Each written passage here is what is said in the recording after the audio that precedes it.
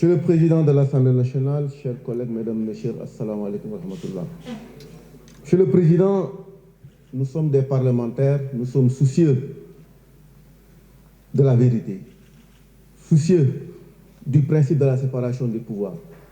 soucieux de l'indépendance du pouvoir législatif que nous incarnons.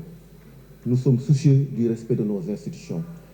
Et, Monsieur le Président, le respect de nos institutions commence par le respect du droit. Monsieur le Président, dans ce dossier, il se pose déjà un problème de droit. En effet, l'article 62 de la Constitution stipule que les actes pris par l'Assemblée nationale doivent être circonscrits dans le règlement intérieur qui est notre référentiel. Toute initiative parlementaire engagée en dehors du règlement intérieur est considérée comme nulle et non avenue. Et dans ce dossier qui relève de la Haute Cour de justice, l'Assemblée nationale n'a pas de base légale pour examiner cette demande de l'exécutif. Car les dispositions concernant la procédure de mise en accusation devant la Haute Cour de justice ne figurent pas dans le règlement intérieur en vigueur. Donc, Monsieur le Président, l'Assemblée nationale est en train de violer la Constitution, est en train de violer la Charte fondamentale. Secondo, Monsieur le Président, comme beaucoup de collègues l'ont dit ici, aucun rapport des cours de contrôle ne vise la gestion du ministre Moussa Bocar Thiam, ni la Cour des comptes, ni la CENTIF, ni l'IGF. Aucun rapport ne vise la gestion du ministre Moussa Bocar Thiam. Donc les poursuites en question n'ont même pas de base légale. Et dans le fond, Monsieur le Président de l'Assemblée nationale, dans le fond, tous les différents protagonistes de cette affaire ont été entendus par le juge. Elle bénéficie aujourd'hui de liberté provisoire pour contestation sérieuse. C'est le juge qui l'a prononcé. Ce qui revient à dire, Monsieur le Président de l'Assemblée nationale, qu'on est en train d'instrumentaliser l'Assemblée nationale du Sénégal. L'Assemblée nationale est en train de se soumettre au désir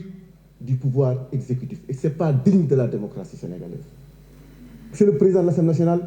cette Assemblée, depuis 1 an, s'est transformée en tribunal politique au service de l'exécutif. Nous devons nous poser des questions. En démocratie, la justice doit être neutre et indépendante. La démocratie, c'est la séparation des pouvoirs. En démocratie, l'action publique ne doit pas accepter des confusions entre les responsabilités techniques, les responsabilités administratives et les responsabilités politiques. On ne doit pas créer des dossiers, avoir une épée de Damoclès au-dessus de la tête d'opposants et au fur et à mesure, pour masquer nos insuffisances, pour masquer l'incompétence de ce régime, encore une fois, on traduit gratuitement d'honnêtes citoyens devant la justice. On égratigne leur dignité. Monsieur le Président, l'Assemblée nationale du Sénégal doit reprendre son indépendance. Ci dossier bi amul benn corps de contrôle bu épinglé Moussa Bocar Thiam. Créer un dossier, convoquer ay agirut xawma lan, ñëw tout simplement pour casser de l'opposant, pour tout simplement intimider, jël la dignité d'honnête citoyen teg ko ci mbedd bi. Fii lañ ñëw tey honorable député Farba Ngom lever son immunité parlementaire pendant 10 mois, mettre en détention préventive, kenn waxu ci. Jour bi ñu ko dégloo le juge l'a libéré pour contestation sérieuse. ñu ñëwaat bëgg a créer une affaire dans l'affaire, ñu ñëwaat fii di créer des histoires de téléphone. Le gouvernement est dans le dilatoire. Le gouvernement veut masquer son incompétence. Le gouvernement veut masquer ses insuffisances par rapport à la prise en charge des problèmes des Sénégalais. C'est à ce niveau-là que se situe le débat. Et l'Assemblée nationale doit prendre ses responsabilités. Le président de la République doit prendre ses responsabilités. Parce que cette Assemblée nationale est indigne de la démocratie sénégalaise. Cette Assemblée nationale, telle qu'elle fonctionne, est indigne de la démocratie sénégalaise. Et tout le cas au sein de l'exécutif, le président doit prendre ses responsabilités et demander une clarification devant le peuple sénégalais en procédant tout simplement à la dissolution de cette Assemblée nationale et redonner la parole au Sénégal. Je vous remercie, Monsieur le Président. Merci beaucoup. ñu jot benn bataaxal boo xam ne ñu jógee ci ministre de la justice di ñaan ñu may ñu mën a ubbi yóbbu Moussa Bocar Thiam ci haute cour de justice parce que foofu ministre yi ak lañu fay jugé ak premier ministre ak même président de la République bu defee ay njombe yoo xam ne waru ko def donc benn ëtt boo xam ne noonu lañ ko jagleel tey nag dañu fi indi ay këyit je pense que li ñu wax ci lettre bi ñu jàng fii léegi mooy y a le fond et la forme ñun fond bi du suñu problème moo jëlul du suñu problème atte bi du suñu problème forme bi lañ jël fu ñu koy jaarale ban bunt lañu ubbi ban caabi moom mooy permettre ñu ubbi pour mu dugg toog faute derem moom mooy faute derem devant la haute cour de justice loolu nag li ko indi mooy constitution bi ak benn loi organique suñu constitution moo ne indi affaire haute cour de justice ñetti dog ñu article 99 article 100 ak article 101 bu ñu demee foofu ñu xam lu haute cour de justice dund mais dañ ko gën leeral pour jël beneen loi bu gunge ñetti article yooyu la mooy la loi organique numéro 2002-10 du 22 février 2002 relatif à la Cour de justice foofu nag la ñuy attee nekkuñu foofu ñu dañuy permettre rek ñu ubbi bunt bi yóbbu fa Moussa Bocar Thiam moom ci boppam ak ay avocat am mu raas deram yaa ngeen jëf merci. Merci honorable. Merci Monsieur le Président. Mes chers collègues maa ngi leen di nuyu di leen ñaanal jàmm di ñaan yàlla may ñu ci weeru koor bi yàlla may ñu wér may ñu si barke weeru koor bi di wax rek damay ñëwaat juste par rapport si lu ñu fi indi tey mooy mise en accusation de monsieur le ministre Moussa Bocar Thiam may santaat yàlla bu baax parce que nag wax dëgg yàlla jàpp naa ne rapport bi ma dégguma fenn fu ñuy wax ne dafa am benn corps de contrôle bi nga xam ne moo épinglé Moussa Bocar Thiam am na loo xamante nag du ma bett parce que xam naa ne Moussa Bocar Thiam mu di koo xamante ni wax dëgg yàlla mu yoroon ministre de télécommunication affaire yu bëri daan xew fii nag mu jëloon ay responsabilités bu baax daan def liggéeyam comme nu mu ko waroon defee jàpp naa ne nag bu sa noonu wutee si bërëb dina ko jaral lu nekk si ay pexe pour indil la ay lay mais alhamdulilah rabbil alamin li ñuy wax rek mooy que ne la ma wax fii keroog dama koy réitérer aujourd'hui encore avec le madame le ministre de la justice ñaar ñoo nekk les pires ennemis aujourd'hui du Sénégal mooy le ministre de la justice avec le ministre de l'intérieur ñaar ñii la leen tax a jóg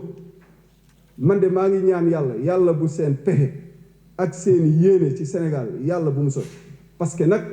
ci taxawaay bu ñu nekk nii du dara lu dul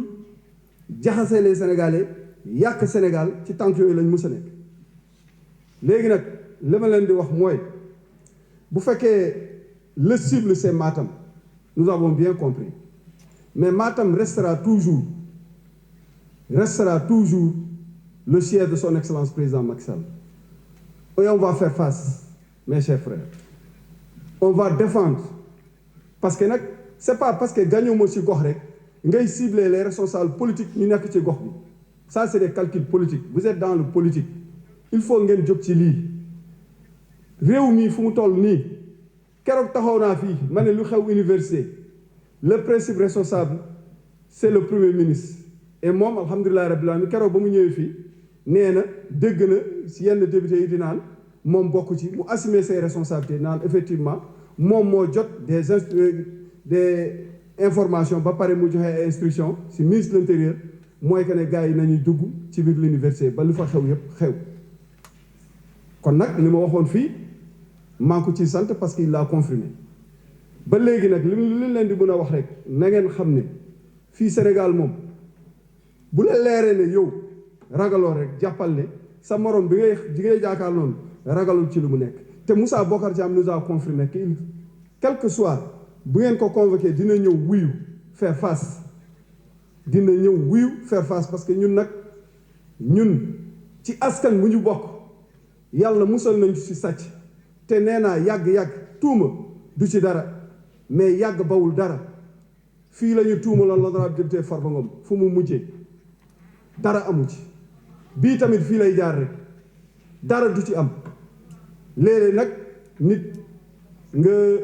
def loo xamante ni nga ñaaw ci parce que mun nga cee ñaaw mais du tee lu yàlla xam rek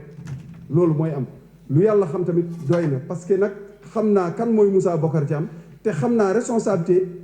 yiñ ko mus a jox lépp lu mu mus a def teg na ko ci yoon may réitérer encore sama soutien à l'endroit de monsieur le ministre Moussa Bocar Thiam di ko wax yaakaar fa yàlla te dëgg fa mu nekk foofu lay mus a nekk du fa mus a jóge taxaw nag am yéene remplacer nit ki naan damay doxal ay enquête pour jàpp nit ki jëloo ko ci rapport amul benn corps de contrôle je défie quiconque amul benn corps de contrôle bi nga xam ne moo fii Sénégal moo épinglé Moussa Bocar Thiam je défie quiconque amul kenn ku ko Moussa wax gisuñ ko fenn bu fekkee nag dañuy def mise en place des corps de contrôle ñooñu bu ñu épinglé kenn ñun bu ku remplacer ñëw commencé naan wuy damay arrêter cette ministre parce que nag sàcc na wala kii loolu il faut ñu jógee ci loolu je vous remercie. Président salaamaaleykum wa rahmatullah ki fi jógee léegi dafa wax ba àtte boppam ndax nee na ci dossier bi dafa am protagoniste yoo xam ne dañ leen naan déglu dans le fond waaw bu dans le fond amul dinañu déglu kenn bu rapport amul dinañu déglu kenn fooguma ko de c'est parce qu'il y a des rapports ñu déglu kenn ñun nag assemblée nationale effectivement pouvoir lañu ni justice bi nekkee pouvoir boo leen jàppee ne justice dafa deful liggéeyam wala dafay parparloo yaakaar naa ne ni ngeen nekkee ay député noonu ngeen war a mën a demee attaquer justice comme ñun bi ñu doon attaquer justice di leen di wax ne nañuy doxalee envers ñun ba ñu nekkee ci opposition bi du noonu kon fond de dossier am na mais ñun on n'est pas saisi du fond du dossier parce que duñu ay juge ay député lañu on est dans la procédure lan moo tax yëf yi di dox 12 ans ngeen fi def 7 ans ngeen njëkke tegaat 5 ans mais 7 ans yi ci jiitu dañoo déggoon ku fi ne woon dossier yi fi nekk man maa ci teg samay conc moo tax cour de justice comme ni ko Ismaïla waxee 14e législature mosuñu ko activer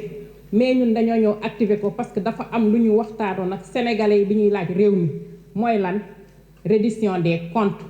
transparence ci reddition des comptes boobu nag ci la ñu nekk moo tax ñu activer haute cour de justice moo tax kuñ fi indi dossier am koo xam ne dafa laaj ñu dem ci fond dossier bi bu ñu nee nañu lever immunité parlementaire ba danañ ko lever bu ñu nee nañ ko mettre en accusation danañ def résolution bi parce que ñun ñoo dig sénégalais yi ne dañoo bëgg yépp leer te fii dëkk bi ñu koy jël ñépp xam nañu fi ñu ko fekk 4e sous-sol boobu mu nekk dëgg ñu jóge fa gis dette bi nga xam ne moom moo nekkoon une dette cachée mais boo nee dette bi dañ ko caché xaalis bi dañ koo jël mais xaalis bi ñu jël il faut que ñu xool càmbar fan lañ ko jële càmbar googu nag moo waral ma leen di woo pour ngeen voter résolution bi man yaakaar naa ne buñ ma taqalee bu ma yoree dara ñu taqal ma ne ma yaa ko def yoon may ma le principe du contradictoire li ñuy wax le droit de la défense yaakaar naa ne damay dem xool nu may demee setali sama bopp mais duma daw génn dëkk bi di bind naan procédure bi jaaru yoon procédure bi dafa jaar yoon nous ne sommes pas dans le fond nous sommes dans la forme alors ñun jubal-jubanti bi ñuy wax lii daf koo wone dafa wone ne defaguñu 5 ans ñoo ngi càmbar ay dossiers yu fi nekkoon buñ fiy jóge également leçon la pour ñi nga xam ne dañoo nekk ci suñu biir te ñu jox leen ay ministère wala ñu jox leen ay responsabilités yoo xam ne ay budget lañ leen di dënk pour xamal leen ne li ñu engagé wu ci dëkk bi loolu danañ ci dem mooy jubal bu jubul ñu yóbbu la fa ñuy jubbantee Moussa Bokar foofu lañ koy woo yóbbu ko fa ñuy jubbantee nee nañu nag assemblée dafa nekk tribunal politique depuis ñu toog dina nekk tribunal politique parce que ñi fi nekkoon ay wéyu lañu woon ay délinquants lañu woon pour nga nekk tribunal da ngay def face ak ay délinquants gis nañu nag boobu ba léegi que ne yéen a ngi ñuy yóbbu ci combat ethnique di ñu yóbbu ci mbeddi gox Matam même boo leen fa gañee dañ faa am ay voix xanaa kon ñooñu dëkkuñu Matam ay Matam waa nañu comme yéen bàyyi leen région de Matam bi ngeen accroché wu bëgg ñoo jaxase ak ñoom te balaa ngeen di xam ne ñooñu suur nañ leen ñu demaatoon ak yéen élection danañ leen fa dóor ba di leen di diri Matam n'est pas exclusivement pour vous, c'est des Sénégalais lu ñu wax ñu ne dañuy attaqué waa Matam université bi mu jotee ñu ne étudiants ya fa gaañu yëpp Matam la ñu jógee Farba ñu jël ko ñu ne Matam la jógee ñu ñëw si Moussa Bokar ñu ne Matam la jógee ñooñu rek lañ fi jël ña jógee Louga anañu est-ce que dégg ngeen ñu leen di yuuxu arrêtez de politiser les affaires yéen nag li ma leen di ñaan mooy en toute responsabilité ñu jël suñu engagement devant le peuple sénégalais mettre en accusation Moussa Bokar mu dem wuy ji haute cour de justice mais bu ko haute cour de justice setalee du suñu gàcce parce que ñun kenn newuñu kaay leen ngeen juger ko dañ ñoo ne may leen ñu am buntu ba yegg ci moom pour juger ko buntu boobu nag lañ ñuy ubbi moom lañu ñaan ngeen ubbi ko moo tax ma leen di demander à ce que ngeen voter massivement la demande de la résolution de mise en accusation du ministre Moussa Bokar Thiam. Je vous remercie. Salaamaaleykum wa rahmatullah. D'abord ngeen permettre ma féliciter la commission des lois bi nga xam ne ñoom ñoo indi tey fii résolution de mise en accusation bi féliciter suñu honorable député Béatrice bi nga xam ne moom moo ñu exposé la résolution bi xanaa yow yaa nekk ci terre bi yaa neexi français prochain arrêt jam ñaajo ma ko jox de pour la reddition des comptes je pense que ñun ñëpp xam nañ ne reddition des comptes c'était une volonté manifeste vraiment de ce régime, à savoir le gouvernement, mais à savoir nous-mêmes en tant que députés. ndax ñun ñii ku ci nekk ci ñun contrat bi nga nekkoon ba nga doon battre campagne waxoon nga ne lépp loo xam ne lu ñu luubaloon la ci alalu askan bi dinañ ko delloo si fii ci biir réew mi mais nag duñ ko def ci jalgati duñ ko def ci jaay doole bu njëkk dañ doon jaay doole salfaañe loi yi seet ku leen neex ñu dóor ko loolu amatul bu ngeen gisee ñun ba ñu yegsee 14e législature dañoo toog si ñoom ba sonn pour que ñu mettre en place haute cour de justice fii ci assemblée nationale ils ont refusé ñun ba ñu ñëwee boo seetloo acte bu ñu njëkk a posé mooy mettre en place haute cour de justice pour lan pour respecter les lois parce que ñun dañoo waxoon ne ñun suñuy acte politique du nekk ci kaw loi mukk lépp lu ñuy def dañ koy teg ci loi ak ay droit haute cour de justice bi ñu ko tegee fii c'est pour que ñu bañ a salfaañe droit wu kenn ba ñëwee fii tamit mise en accusation yi ñun nekkuñ fii ne ay juge lañ dañoo ñëw ñu gis ne résolution bi ñu jox jaadu na ñu jébbal le ministre Moussa Bokar Thiam mu dem ci justice pour ñu seet ko et te loolu man damay encourager le gouvernement mu am taxawaay bu mel noonu parce que tam ñun mënuñu wax def exercice de transparence sur la dette cachée wax ne dëkk bi dafa am ay alalu askan boo xam ne dañ ko luubal ba pare ko muy am taxawaay muy am ay arrêt dañoo war a dem jusqu'au bout sur la reddition des comptes képp koo xam ne jël na alal daf ko war a delloo si ci askan bi et loolu mu nekk à titre d'exemple parce que nous aussi ñu ngi fii di gouverner et demain nous rendrons compte donc loolu ñuy def nii defuñu ko pour Massamba defuñu ko pour Mademba dañ ko def pour askan bi parce que nous avons des problèmes à régler et nous avons beaucoup de problèmes à régler parce que situation bi ñu nekkee nii gis ngeen tamit front social bi fu ñu téye la situation des étudiants on doit les régler les enseignants également dañoo dugg rek leurs revendications sont légitimes daf fi yàgg mais nu ñu ko doon defee moo baaxul woon dañ doon ñëw waxtaan ak gouvernement bi ñu taf ko yëngal ñu delluwaat jàngale ji beneen année ñu defaat la même chose loolu dafay changer su ñuy def dialogue dañuy def dialogue bu sincère état bi wax ne lii la mun a def ak ñoom seen dernière discussion entre l'état et les enseignants mais décisionnaires yi am na avancé li des mooy ñu mettre en place acte administratif yi texte yi signé nañ ko ba pare système de rémunération bi tout le monde est d'accord dafa am disparité texte bi ñu defoon en 2014 texte boobu nañ dafa obsolète dañoo war a dem vers d'autres textes yi gën a baax yoo xam ne ñun ñëpp dañ ciy déggoo ñu xam ne lii moo jaadu pour que un enseignant mais ñun ñii ñeme nañu xeex enseignant wax jii ñuy wax sax bu ñu ko mënee wax avec cohérence c'est parce que dafa am koo xam ne mooy def suñu xel li ñu am kon ñun bu ñu daanelee enseignant mooy capital humain bu ñu doon woote pour le renforcer nekkuñ ci yoon parce que ñun ce que nous voulons dans l'axe 2 wala l'axe 1 vous pouvez me rectifier su fekkee dama juum dañ bëgg a renforcer le capital humain capital humain pour que ñu renforcer il faut que ñu renforcer l'éducation nationale il faut que ñu renforcer également le système sanitaire mais loolu ci lañ nekk bu ngeen demee ci document de programmation pluriannuelle des dépenses de l'éducation nationale nous serons en 2028 à 3108 milliards de francs CFA de budget éducation nationale moo nar a am budget 1000 milliards en 2027 kon xam ngeen ne am nañu taxawaay pour vraiment defaraat suñu éducation nationale bañ nañ ko ba sur les infrastructures dañ ko séparer dañoo def un ministère dédié pour que lépp loo xam ne résorption des abris provisoires la dootuñu jël budget éducation nationale di ko ci def mais budget infrastructure boo xam ne c'est à 776 milliards fa lañ koy jaaree pour mun ko def kon l'État est en train de faire des efforts mais il faut que ñun ñëpp ñu jàpp parce que une révolution doit vraiment aboutir à une évolution parce que ku ci nekk ci ñun ñi bëgg nga am loo xam ne